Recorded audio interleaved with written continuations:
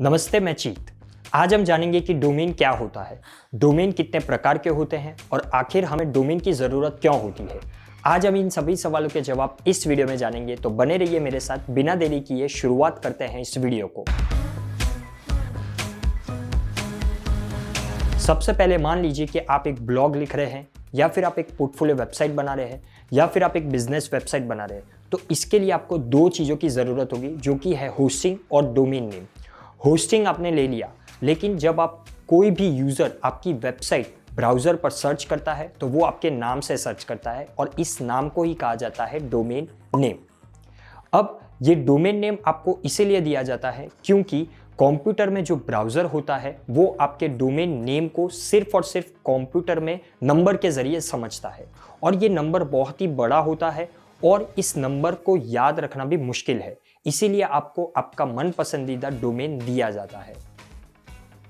चलिए अब समझते हैं कि डोमेन काम कैसे करता है।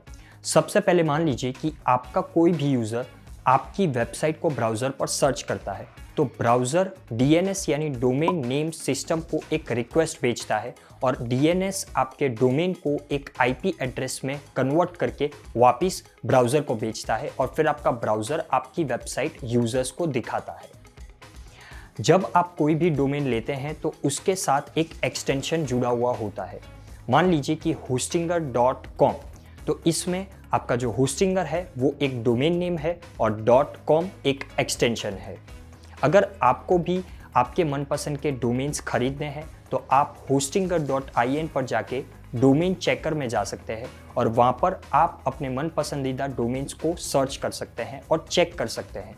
अगर आपके डोमेन्स अवेलेबल है तो आप उसे आसानी से खरीद सकते हैं। अब आइए समझते हैं कि कितने प्रकार के डोमेन्स होते हैं। ज़्यादातर बहुत सारे डोमेन्स होते हैं, लेकिन हम उसमें से कुछ कॉमन यूज़ होने वाले समझते हैं। सबसे पहला है टॉप लेवल डोमेन, दूसरा है country code top level domain, और तीसरा है जेनेरिक टॉप लेवल डोमेन। सबसे पहला समझते हैं कि टॉप लेवल डोमेन क्या होता है। टॉप लेवल डोमेन ऐसे डोमेन्स होते हैं जो आपने कई बार सुने हैं, जैसे कि amazon.com, google.com, facebook.com। ये DNS में सबसे ऊपर होते हैं और ज़्यादातर यूज़र्स इसी को यूज़ करते हैं।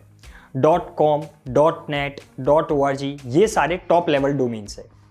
इसके बाद आता है country code top level domains. ये डोमेन्स ऐसे होते हैं जो कंट्री से जुड़े हुए होते हैं, जैसे कि .in यानी इंडिया का डोमेन हो गया, .uk यानी यूनाइटेड किंगडम का हो गया, .mx यानी मैक्सिको का हो गया।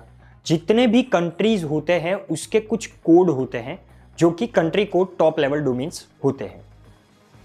और लास्ट में आता है जेनेरिक टॉप लेवल डोमेन। ये ऐसे डोमेन्स होते हैं जो कुछ स्पेसिफिक टॉपिक्स पर डोमेन होते हैं, जैसे कि एजुकेशन के लिए .edu हो गया, इसके अलावा .org जो कि ऑर्गेनाइजेशन के लिए है, फिर .com जो कि कॉमर्शियल यूज़ के लिए है।